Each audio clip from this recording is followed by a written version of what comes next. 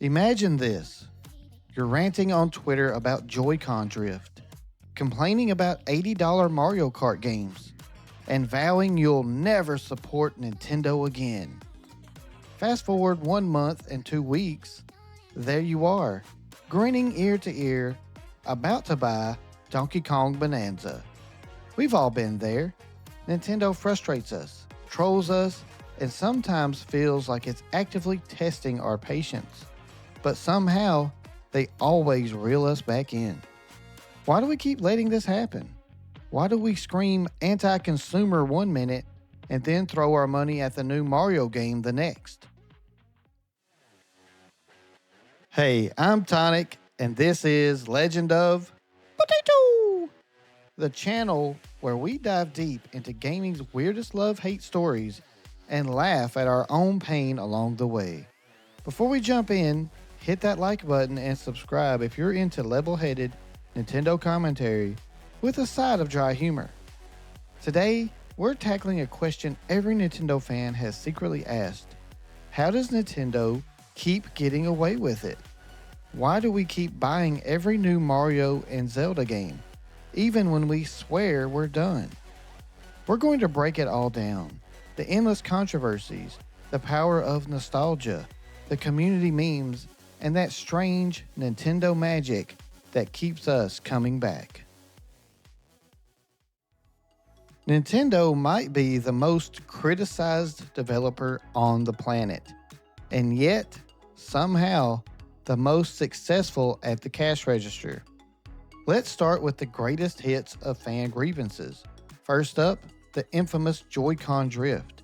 Imagine your character moonwalking off a cliff because your controller decided to vibe on its own. Nintendo was slow to address it and even charged for repairs at first. It became an instant meme and a universal gamer frustration. Then there's the limited time releases. Remember Super Mario 3D All-Stars? Nintendo basically said, buy it now before it disappears forever.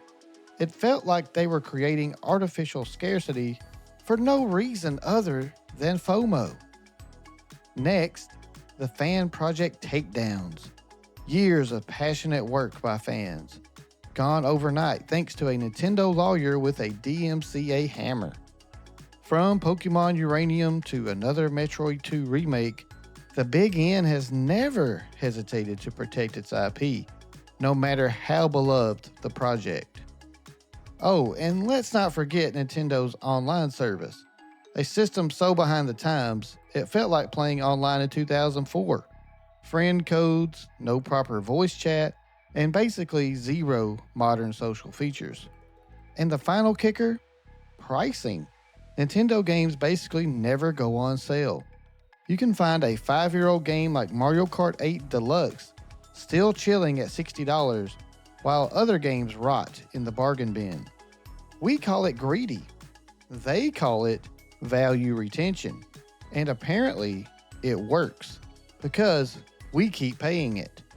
Fans scream anti-consumer and flood forums with rants, but somehow, the second a new trailer drops, we're all there, wallets open, eyes sparkling. Nintendo doesn't just make games, they sell memories. For a ton of us, Nintendo was our first gaming love. We grew up saving Princess Peach, catching Pokemon on the playground, or racing in Mario Kart with siblings who still haven't forgiven us for that last blue shell. That nostalgia runs deep. Nintendo knows it, and they weaponize it. From many classic consoles to anniversary re-releases, they keep tapping into that childhood glow. They're not just selling games, they're selling a feeling of going home. But it's not just the past. Nintendo's brand is all about being family-friendly and inclusive. Their games are approachable. Grandma, your little cousin, and your hardcore friend can all play together. This creates a community vibe that feels more like a big goofy family than a typical fandom. And then there's the meme culture. Fans turn every new direct into a hype festival of insane predictions and hilarious reactions. Even when they're mad, they're memeing. You'll see Nintendo take my money jokes right next to I'm done with this company tweets. Usually from the same people, sometimes in the same thread. Being a Nintendo fan isn't just about the games, it's an identity. It's art, music covers, cosplay, and fan theories that spiral way out of control. Nintendo doesn't just have customers, they have a full on cultural movement behind them. At the end of the day, the main reason we can't quit Nintendo is simple: the games slap. Nintendo's first party franchises are legendary and totally exclusive. If you want Mario, Zelda, Pokemon, Metroid, Animal Crossing, or Smash Bros., there's only one place to go. These aren't just games, they're icons that feel like old friends you can't let go of. And the quality?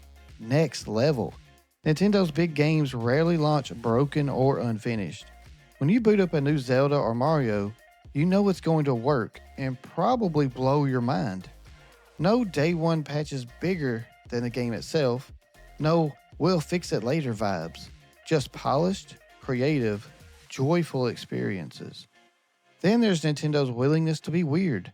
Instead of chasing high end graphics and gritty realism, they give us cardboard Labo kits, motion controlled fitness RPGs, and hybrid consoles you can take on the subway. It's refreshing even when it doesn't fully work. Virtual Boy, anyone? Combine that with the games designed to be accessible and fun for almost anyone, and you get something magical.